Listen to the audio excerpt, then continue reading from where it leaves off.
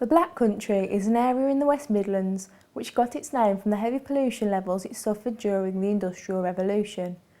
But nowadays the Black Country is no longer black and many outsiders are not aware of its existence.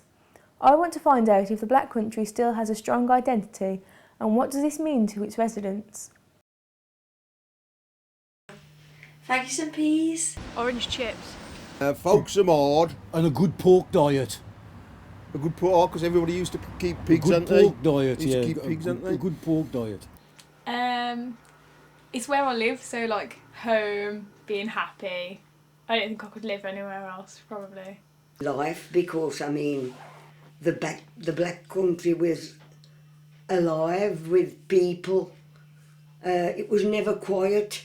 You never went outside and never saw anyone like you don't today. I suppose it's quite specific what Marpardo's in Netherton, because it's like the best pub in the world. It's a bit of an old man pub, but it's really popular. It's like a good local pub and they make local ale and stuff.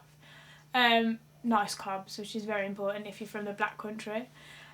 Sense of community. It's alright, yeah. Nice place to be, live and work, you know. I've got to say, from the job in for The Titanic anchor, because it was made in Netherton in the Black Country, and then we've actually got the anchor back recently, which is really good. I don't think enough people know that it was made in the Black Country. The pride of the ruins, you know, which we're doing, picturesque and everything. We've got our zoo and all this stuff and everything, and it's really nice. We love it. Sturdy blokes. That's it all. A bit stunted in the growth, but wide to make up for it. And good looking. This was called the Black Country because all the big factories, and we used to have all the smogs and terrible fogs. You know, and the ironworks and everything, the flames, going back 200 years ago in the 17th, 18th century. It was black with all the smoke from the chimney stacks that was making all the requirements, which was men's living and people's living then.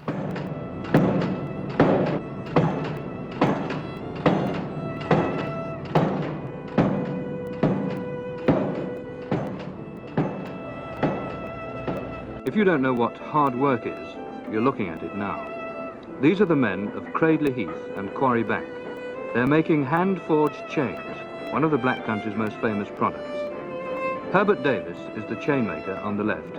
His mate, with the 12-pound hammer, is the chain striker Gerald Billingham.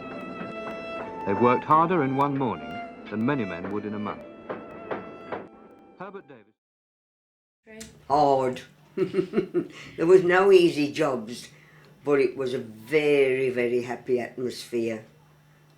All the industry around here was very physical, and that's why they had to... That's why folks are small and squat. And when sturdy your granddad was shoulders. doing chain making, he used to take his trousers off at night, and they used to stay vertical because they were soaked with sweat. You had to wet them in the morning to get them on. Mine the same. That's why you don't wear no trousers. That's why I wear these. Coal mining. Mining? Nails, chain and coal, Rory. Nails, chain and coal. The ironworks, there was the Round Oak Steel Works, there was Danksy's Boiler Works, and there was Barnsley's work where the Asda is now. The Black Country had the iron ores and the coal to use in metalwork, but could only trade on a local scale until there was a revolution in the transportation of goods. The British waterways are used today for leisure, but they were once an integral part of national trade. Without canals, the Black Country would have been unable to expand and become as fruitful as it did. Local canal expert Richard Yardley is here to tell us more about the importance of the Black Country canals. Oh, hello. You're talking to me.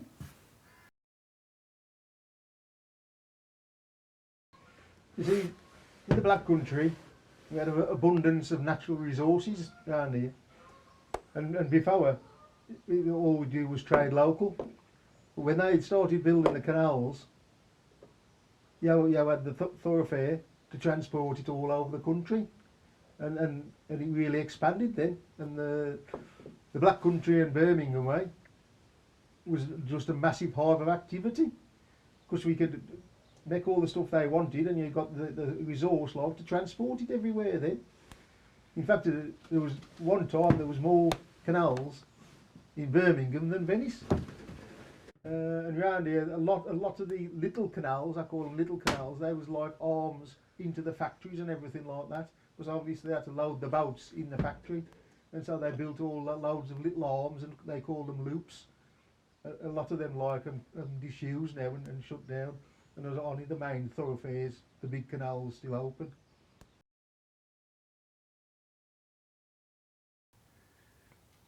Well, Aussies, they was pulled by Aussies.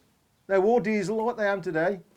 That's why I've got loads of rope marks on all the bridges and everything. Over the years, like even rope cut into the steel bridges and the brick bridges. That's why you call it the tow path, because they was all towed by the Auss. You had coal, you get 30 ton on a boat. And you could push one and pull one. And sometimes you'd have a line of boats. And the Auss couldn't carry that much on a cart on land. I say, they actually was a revolution, like, you know. So now we know how the Black Country came to be, but where is it exactly? The boundaries of the Black Country are much debated, and even residents find it hard to pinpoint exactly where they lie. It goes up to as far as Lichfield, the one way, say Wombourne, I would say probably Stourbridge way. It's quite a big area than what people think. It's not just like sort of, say just Walsall or, you know, when the spring time. It's like quite a long area. Within an hour's weary trudge of Bottom Church up Dudley. Fact. If you can wearily trudge there within an hour from Bottom Church up Dudley, top of Castle Hill, you're in the Black Country. So if it takes you longer than an hour or you don't do it wearily, it don't count. Which means you can go to West Brom, but you can't go to the Wolves. That's stay right. In the Black Country. Yeah. Not wearily, you'd have to run there. Boundary for the Black Country is the Mouse Swede Brook, and wherever you go out of our little area, you've got to go over it. Despite much controversy over the boundaries of the Black Country, there is one factor all Black Country people agree on. The Black Country has nothing to do with Birmingham.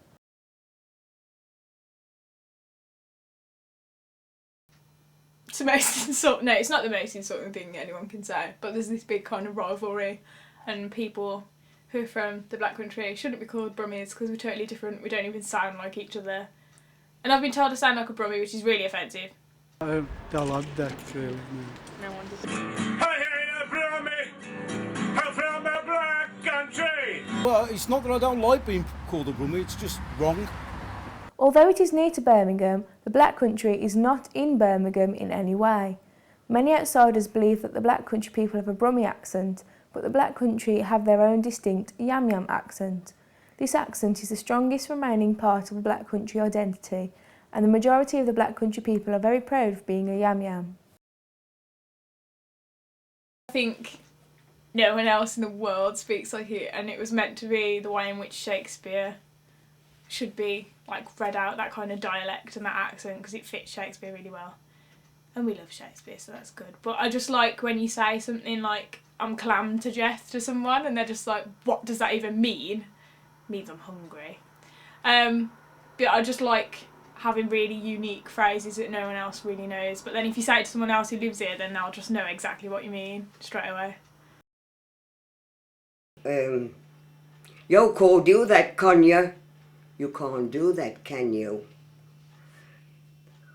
I see you over that bank over there. I saw you at that bank over there. Boston. Mostly good, but can also be used to mean slightly fat or chubby. It is in a Boston kid. He's a Boster. Hey. Oost. But you don't get that used very much now, couldn't you? Forced. Oost. Oost. Stop recording us, because it's getting on me nerves. Ust means will you. Black over Bill's mothers. Don't know why. Do you want a bit of old hill? They didn't dist. That means you didn't, did you? And they bisn't bist. You aren't, are you?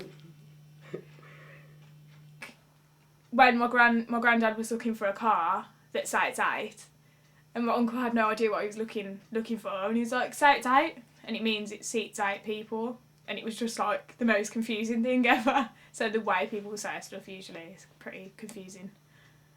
During this short exploration of the Black Country, we have unearthed its history and discovered aspects of the Black Country identity. But does this identity mean anything to modern generations, and will it continue to exist in the future? Dead proud. Dead proud. Dead proud. Wouldn't live anywhere else. That's it all. I don't suppose it's everybody's cup of tea, but I wouldn't live anywhere else. I don't think it'll ever go. There's too many memories.